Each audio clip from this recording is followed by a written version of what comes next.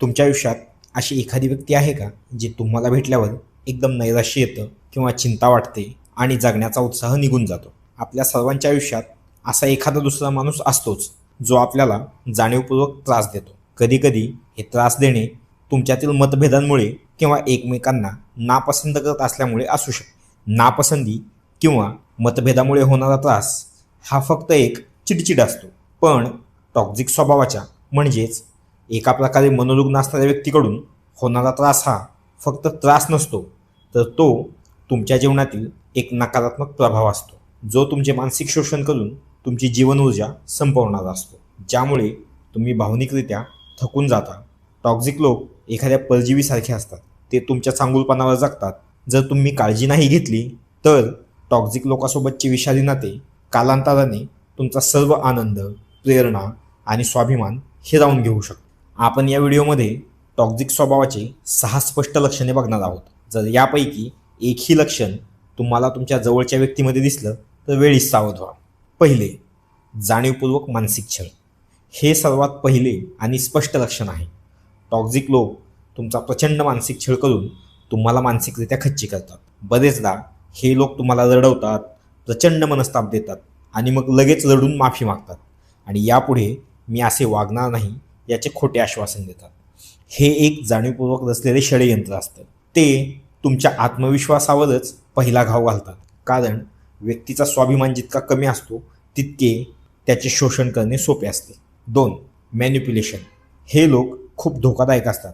ते वरवर अतिशय गोड आणि आकर्षक बोलतात, पण मुळात पक्के खुनशी व खोटे बोलण्यात तरबेज असतात. त्यांच्या गोड बोलण्यामागे एक भयंकर मानसिक खेळ चालू असतो.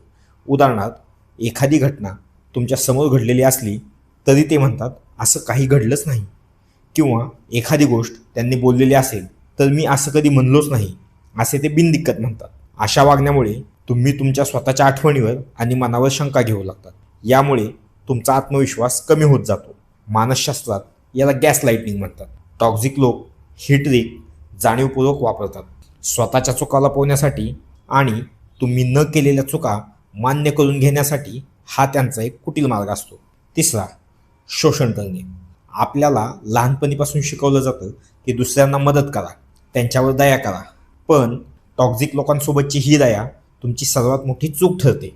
मानसशास्त्राच्या संशोधनानुसार टॉक्झिक लोक हे दया दाखवणाऱ्या लोकांना कायम चिटकून राहतात व त्यांचे शोषण करतात. थोडक्यात सांगायचं तर तुमचा चांगुलपणा हेच त्यांचं सर्वात मोठं शस्त्र बनतं.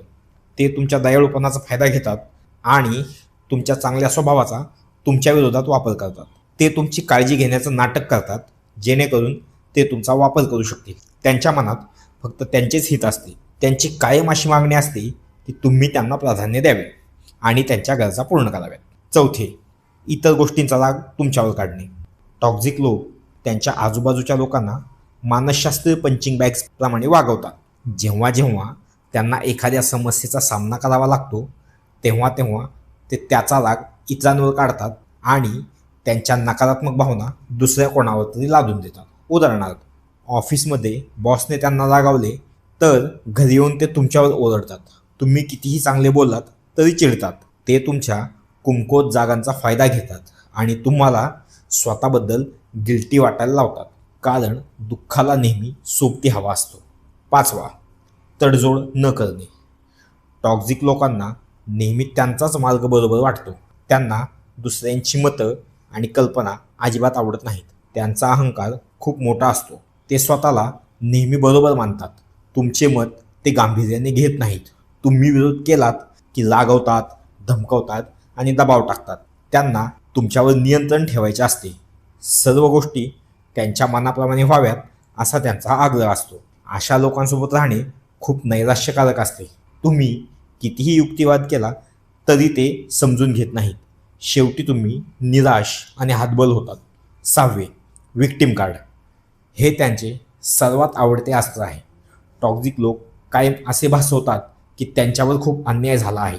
टॉक्झिक लोकांना कोणत्याच गोष्टीची जबाबदारी घ्यायची नसते. अन्याय सहन करणाऱ्याची भूमिका घेऊन ते सहानुभूती मिळवतात व जबाबदारी झटकतात. निष्कर्ष, शेवटी आपल्या सर्वांमध्ये काही ना काही दोष असतात, पण सदोष असणे आणि टॉक्झिक असणे यात खूप फरक आहे. एखादी चूक अनावधानाने होणे वेगळे, पण जाणीवपूर्वक दुसऱ्याचे आयुष्य उद्ध्वस्त करणे हे विषारीपणाचे लक्षण आहे. यातील कोणतीही लक्षणं तुम्हाला तुमच्या आयुष्यातील एखाद्याची आठवण करून देतात का?